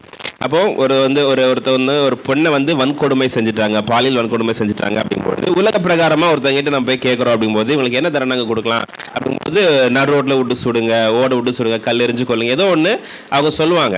பட் இதை வந்து இந்த மனித உரிமை ஆணையம் வந்து மறுக்கிறாங்க அப்படின்ட்டு சொல்லப்படுது. ஏன் அப்படின்னாக்கா அவங்க வந்து மனிதர்களுக்கு ஒரு சேஃப்டியாக அவங்க பேசுகிறாங்க அப்படின்ட்டு மனித உரிமை வந்து இதை வந்து ஏற்றுக்காது அப்படின்ட்டு. அப்போ ஒரே ஒரு தீர்ப்பு தான், அதை வந்து 2 பேர் 2 விதமாக பார்க்குறாங்க. இவங்க பார்க்கும்போது அது வேற விதமாக தெரியுது, இவங்க பார்க்கும்போது அது வேற விதமாக தெரியுது. ஸோ அதே மாதிரி நான் சொல்லக்கூடிய ஒரு தீர்ப்பும் ஒவ்வொருத்தங்களுக்கும் ஒவ்வொரு விதமாக தெரியலாம். இது என்ன இப்படி சொல்கிறாரு, இவரையா இப்படி சொல்கிறாரு அப்படின்ற மாதிரி. ஆனால் நம்ம வந்து இந்த பைபிளை பொறுத்த வரைக்கும் பார்க்கும்போது ஆக்சுவலி இது வந்து இப்போ நான் வந்து தப்பாக சொல்லிட்டேன் அப்படிங்கும்போது நீங்கள் அதை பின்பற்றி போயிட்டு வழிவிலைக்கு போக வேண்டிய சிச்சுவேஷன் கிடையாது. இது ஜஸ்ட் ஒரு கான்வர்சேஷனுக்காக ஒரு சின்ன ஒரு சம்பவம். யோசேப்பை குழியில் போடுறாங்க, இது வந்து சரியா தவறா அப்படின்றது ஜஸ்ட் நம்ம வந்து இது தேவ செயலா மனித செயலா அப்படின்னு ஜஸ்ட் டிஸ்கஸ் பண்ணுறோம். இதனால இப்போ வந்து நிறைய பேர் வந்து இதுக்காக ரெஃபரன்ஸ்லாம் உட்காந்து எடுத்துருப்பீங்க, நிறைய வசனங்கள் அங்கங்கே இருந்தாலும் வசனம் வருது, இதெல்லாம் எப்படா அப்படிங்கும்போது நம்மளுக்கு அது ஒரு ப்ராக்டிஸ் பண்ணும்போது அது ரொம்ப ஈஸியாக இருக்கும் அப்படின்றதுக்காக தான் வந்து நம்ம இதை வந்து ஒரு டிஸ்கஸ் பண்ணி நம்ம அதை கொண்டு போகிறது அப்படின்றது. இது வந்து நம்ம தேவ செயல் அப்படின்ட்டு நம்ம வந்து சொல்லும்போது ஒரு ஊழியக்காரர் வந்து பேசும்போது சொன்னார், இஸ்ரவேலில் வந்து அந்த நாட்களில் ராஜா கிடையாது, ராஜா இல்லை அப்படின்றதுனால இந்த இஸ்ரவேல் மக்கள் வந்து இப்போ இவருக்கு வந்து கொடுத்த தரிசனம் என்னது, இவர் ஒரு ராஜா பொசிஷனில் வருவாங்க அப்படின்னா இவன் கூட பிறந்தவங்களே இவனை வந்து உயர்த்தி வைக்கணும் அப்படின்னா அந்த இடத்துக்கு போனால் தான் முடியும். வீட்டிலேயே என்னதான் பண்ணாலும் வீட்டில் இருக்கிறவங்க மதிக்க மாட்டாங்க, இவன் தானே அப்படின்ட்டு போயிடுவாங்க. இயேசு கிறிஸ்து அதான் சொல்றாங்க, தச்சனுடைய மகன் அல்லவா, ஊருக்காரனே மதிக்க மாட்டேன்றான், தச்சனுடைய மகன் அல்லவா. அப்போ ஊருக்காரன் மதிக்கணும், வீட்டில் இருக்கிறவங்களே மதிக்கணும் அப்படிங்கும்போது அவன் அந்த மாதிரி ஒரு பொசிஷனுக்கு போனால் தான் மதிக்க முடியும். அப்போ இஸ்ரவேலில் அந்த பொசிஷன் கிடையாது, இஸ்ரவேல் வந்து ராஜா அப்படின்றது அந்த டைம்ல கிடையாது. அப்போ இஸ்ரவேலில் நீங்க எப்படி இருந்தாலும் அந்த பொசிஷனுக்கு போக முடியாது. அப்போ இவர் வந்து நாடு கடத்தப்படணும், வேற நாட்டுக்கு போனால் தான் முடியும் அப்படின்றதுனால ஆண்டவர் வந்து இந்த ஒரு சம்பவத்தை அனுமதிச்சாரு. இதை வந்து அவர் குழியில போடுறது தேவ செயல் தான், தேவன் தான் வந்து அது அந்த மாதிரி கொண்டு போனாரு அப்படின்ட்டு சொல்லப்பட்டிருக்குது. ஸோ அதே மாதிரி இன்னொன்று பார்த்தோம் அப்படின்னா அவங்களுடைய இருதயத்தை மாற்றி இருந்திருக்கலாமே அப்படின்ட்டு அவங்கெல்லாம் வந்து அடிச்சு கொண்டு போடுறாங்க. அப்போ சகோதரி சொன்ன மாதிரி ரூபனுடைய இருதயத்தில் வந்து ஆண்டவர் வந்து கொஞ்சம் பேசுனதுனால அவன் வந்து கொல்ல வேண்டாம், அவர் உயிரோட இது பண்ண கொல்ல வேண்டாம் அப்படின்ற ஒரு இடத்துக்கு வந்திருக்கிறாங்க, கொண்டிருந்தாக்க முடிஞ்சிருந்திருக்குமே அப்படின்ட்டு. ஸோ இந்த மாதிரி இதெல்லாம் ஒரு சில விஷயங்களை பார்க்கும்போது தேவ செயல் மாதிரி நம்மளுக்கு தோணினாலும் இவங்க சொல்லும்போது அதை வந்து வேற மாதிரி சொன்னாங்க. புடமிடுதல் அப்படின்ற வந்து ஒரு விஷயம் இருந்துச்சு. இப்போ வந்து புடமிடுதல் அப்படின்னா என்னது, ஒழுங்கில்லாத ஒரு விஷயத்தை ஒழுங்காக்கணும் அப்படின்றதுக்காக. அப்போ ஒழுங்காக்கணும் அப்படிங்கும்போது இது ஒழுங்கு இல்லாமல் இருக்குது. அப்போ ஒழுங்கா இருந்துருந்துச்சு அப்படின்னா இவ்வளோ கஷ்டப்பட வேண்டிய அவசியமே கிடையாது. ஒழுங்கு இல்லை அப்படின்றதுனால தானே இப்போ வந்து நம்மளே வந்து நிறைய பேர் வந்து நம்ம கஷ்டத்தோட நிறைய கிறிஸ்தவர்கள் வந்து வாழ்க்கையே போராட்டத்தில் போயிட்டு இருக்குது, ரொம்ப கஷ்டமா இருக்குது அப்படின்ட்டு சொல்லும்போது நான் எப்பவுமே பார்க்கறது அவங்களுடைய லைஃப் எப்படி இருக்குது, லைஃப் ஸ்டைல் எப்படி இருக்குது அப்படின்ட்டு. ரொம்ப வருஷத்துக்கு முன்னாடி ஒரு சகோதரி என்கிட்ட பேசிட்டு இருக்கும்போது வயசு 48 49 ஆகுது. அவங்க பேசும்போது சொன்னாங்க, ஃபர்ஸ்ட் நான் வந்து லவ் மேரேஜ் தான் பண்ணிக்கிட்டேன், பட் என் ஹஸ்பண்ட் இப்போ வந்து சரி கிடையாது, அவர் வந்து இல்லீகல் கான்டாக்ட்ல இருக்கிறாரு, என்ன பெருசா நேசிக்க மாட்டேன்றாரு, வெளியே இருக்கவங்களாம் நேசிக்கிட்டு இருக்கிறாரு, எனக்கு வந்து அது பிடிக்கல அப்படின்னு சொல்லிட்டு அவங்க சொன்னாங்க, தப்பு தான், நான் வந்து லவ் மேரேஜ் தான் பண்ணிக்கிட்டேன், வீட்டை எதிர்த்து லவ் மேரேஜ் தான் பண்ணிக்கிட்டேன், தப்பு தான், ஆனாலும் ஆண்டவர் இப்படி தான் பண்ணணுமா அப்படின்ட்டு ஒரு வார்த்தை கேட்டாங்க. தப்பு தான் அப்படின்றது தெரியும் பொழுது நம்ம அதுக்கான விஷயங்கள் வந்து கொஞ்சம் அது மாதிரி வரதான் செய்யும். அப்போ இந்த புடமிடுதல் அப்படிங்கும்போது இது எப்போ நடக்குதுன்னா ஒழுங்கில்லாத ஒரு விஷயத்த ஒழுங்கு பண்ணணும் அப்படிங்கும்போது. அப்போ இந்த ஒழுங்கில்லாத விஷயத்தை ஒழுங்கு பண்றதுக்கு ஆண்டவர் சில மனுஷர்களையும் பயன்படுத்துவார். இது வந்து ஆண்டவரே டைரக்டா வந்து செய்யணும் அப்படி இல்லை. சில எல்லாம் போகும்போது நம்ம பாட்டுக்கு வாய்க்கு வந்து பேசிட்டு இருப்போம் ஆண்டவர் என்ன பாரு, சரி பாஸ்டர் வச்சு 4 வார்த்தை சொல்லலாம் அப்படின்ட்டு வார்த்தையை கொஞ்சம் கட்டுப்படுத்திக்கோங்க, வார்த்தையை ஒழுங்கா பேசுங்க, ஒழுக்கமா பேசு, ஏதோ 4 வார்த்தை பாஸ்டர் வந்து டீசெண்டா சொல்லுவாரு, அப்பெல்லாம் கேட்க மாட்டாங்க. வெளியே போய் 4 பேர்கிட்ட திட்டு வாங்கும் போது அசிங்கப்படும் போது அப்பதான் வந்து நம்ம பேசுற வார்த்தைகள் ஒன்றும் சரியில்லை போல இருக்குது அப்படின்ற ஒரு உணர்வே நம்மளுக்கு வரும். இது பாஸ்டர் வீட்லயே சொன்னாரு, டீசெண்டா சொன்னாரு, தனியா கூப்பிட்டு சொன்னாரு, அந்த டைம்ல நம்ம வந்து அதை வந்து எடுத்து இருந்திருக்கலாமே, அது முடியல அப்படின்ட்டு நம்ம வந்து 4 பேர்கிட்ட போயிட்டு அசிங்கப்படும் போதுதான் அது முடியுது அப்படின்ற மாதிரி இன்னைக்கு நிறைய விஷயங்கள் வந்து நம்மளுக்கு அப்படிதான் இருக்குது. அப்போ இந்த யோசேப்பு குழியில போடப்பட்டது தேவ செயல் தான். ஏன் அப்படின்னாக்கி ஆண்டவர் தான் வந்து அவனை புடமிடுறதுக்காக அவர் வந்து அதை செஞ்சாரு.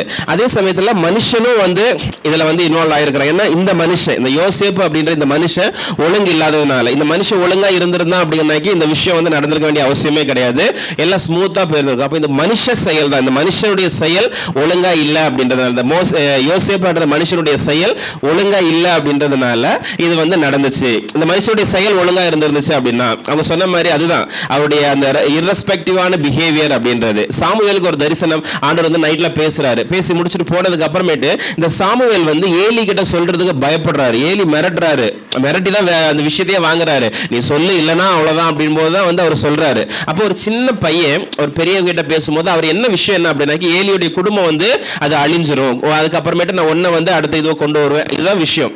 அப்போ நான் வந்து உங்களுக்கு அடுத்ததான் நான் வரப்போறேங்க அப்படின்னு சொல்றது வந்து சரியான ஒரு முறை கிடையாது. ஏன் அப்படின்னா சின்ன பையனா இருக்கிறான், அப்படி இருக்கும்போது நீ எப்படிப்பா பேசலாம் அப்படின்ற மாதிரி. இதே விஷயம் தான் யோசேப்புக்கும் நடக்குது. அப்போ அவர் பேசும்போது ரொம்ப அடக்கமா இதை பேசக்கூடாது, நம்ம சின்ன பையன், அவங்க கிட்ட அப்படிலாம் நடந்துக்க கூடாதுன்னு ரொம்ப ஒழுக்கமா இருக்கிறாரு. பட் இவருக்கு வந்து அந்த ஒழுக்கம் இல்லை. நான் தாங்க, நீங்க எல்லாம் என்ன வணங்குவீங்களா அப்படின்னு சொல்றாரு. இது வந்து சரி, இவரை வந்து குழியில போட்டு நம்ம ஒரு அடிமையா வித்ததுக்கு அப்புறமேட்டு சரியா அடிமையா இருக்கும்போது நீங்க ஜெயிலுக்கு போனதுக்கு அப்புறமேட்டு பாத்தீங்க அப்படின்னா திரும்பியும் அதே வார்த்தை வருது. சொப்பனத்துக்கு பதில் சொல்றது தேவனுடைய செயல் தானே, அது என்கிட்ட கொடுத்துருங்க நான் பாத்துக்கிறேன் அப்படின்னா, தேவனுடைய செயல் அதை தேவன் கிட்ட கொடுங்கன்னு சொல்ல, தேவனுடைய செயல் அது என்கிட்ட கொடுங்க அப்படின்னா என்னது, தேவனும் நானும் ஒரே மாதிரி தான், தேவனுடைய செயல் அது என்கிட்ட கொடுங்க அப்படின்னு சொல்லிட்டு அவர் வந்து திரும்பியும் வந்து அந்த அடக்கம் வரல. பட் கடைசியில நீங்க பார்வோன் பேசும்போது, பார்வோன் கூப்பிட்டு கேட்கும்போது நீ சொப்பனத்துக்கெல்லாம் பதில் சொல்வியாமேப்பா அப்படின்னு சொல்லும்போது, நானல்ல தேவனே உங்களுக்கு மங்களமான ஒரு வார்த்தையை சொல்வாராக அப்படின்ட்டு அந்த இடத்துக்கு போகும்போது தான் வந்து அவருடைய அந்த அடக்கம் வருது. அப்போ இவ்வளவு ப்ராசஸ் வரணும் அப்படிங்கும்போது இந்த யோசேப்பு அப்படின்ற மனுஷனுடைய செயல் அதுல வந்து முக்கிய பங்கு வகிச்சிருக்கு. அப்போ இது ரெண்டையுமே நம்ம எடுத்துக்கலாம். ஒண்ணு தேவ செயல், தேவன் தான் வந்து அவங்கள வந்து அந்த இடத்துக்கு கொண்டு வந்திருக்கிறாரு. குழியில போட்டாதான் இவன் வந்து திருந்துவான்னு பார்த்தாரு, வித்தாதான் திருந்துவான்னு பார்த்தாரு, அடிமையா போடாதான் திருந்துவான்னு பார்த்தாரு. கடைசியில எங்க போகும்போது நீங்க பாத்தீங்கன்னா அந்த அடிமையா இருக்கும்போது பார்வோனுடைய மனைவி கிட்ட அதான் சொல்றாரு, இங்க இந்த வீட்டுல என்னோட பெரியவன் யாரும் கிடையாது, ஒன்ன மட்டும் தான் விலைக்கு வச்சிருக்கிறாங்க, மற்றபடி இங்க எல்லாத்துக்கும் அனுமதி இருக்குன்ட்டு அங்கேயும் வந்து ஒரு பெருமை இருக்கதான் செய்யுது. அதுக்கப்புறம் சிறைச்சாலையில் இருக்கும்போது ஒரு பெருமை இருக்கதான் செய்யுது. அதுக்கப்புறம் பார்வோன் கிட்ட போகும்போது எல்லாம் முடிஞ்சு ஆண்டவர் பார்த்துட்டாரு, ஓகே வந்து கரெக்ட் ஆயிட்டான்ட்டு அப்புறமேட்டு தான் பார்வோன் கிட்ட கொண்டு போகும்போது தான் அந்த அடக்கமான ஒரு வார்த்தையே அங்க வருது. ஸோ பார்வோன் குழியில போடப்பட்டது தேவ செயல் தானான்னு கேட்டாக்கி தேவ செயல் தான். ஆண்டவர் தான் வந்து அவனை குழியில போட்டு ஒரு புடமிட்டார், புடமிடுதல் பணியை வந்து அங்க செஞ்சாரு. அதே சமயத்துல மனுஷ செயல் தானாக்கி ஆமா, மனுஷன் வந்து அந்த யோசேப்புங்கிற மனுஷன் வந்து ஒழுங்கா இல்லை, அவருடைய செயல் ஒழுங்கா இல்லைங்கிறதுனால ஆண்டவர் வந்து அவர் வந்து புடமிடுறதுக்காக ஒழுங்குபடுத்துறதுக்காக அவர் அந்த மனுஷன் ஒழுங்கா இருந்திருந்தார் அப்படின்னாக்கி அதை செஞ்சிருக்க வேண்டிய அவசியமே கிடையாது. ஸோ இங்க வந்து யோசேப்பு குழியில போடப்பட்டது தேவ செயலும் தான், மனுஷ செயலும் தான். இந்த ரெண்டு ஒழுங்கா இருந்துருந்துச்சு அப்படின்னாக்கி அங்க நடக்க வேண்டிய அவசியமே கிடையாது. ஸோ பட்டிமன்றத்தில் ரொம்ப திறம்பட பேசின ஒவ்வொருவரையும் இயேசு நாமத்தினாலே வாழ்த்துகிறேன். கர்த்தர் உங்களை அதிகமாய் ஆசீர்வதிப்பாராக.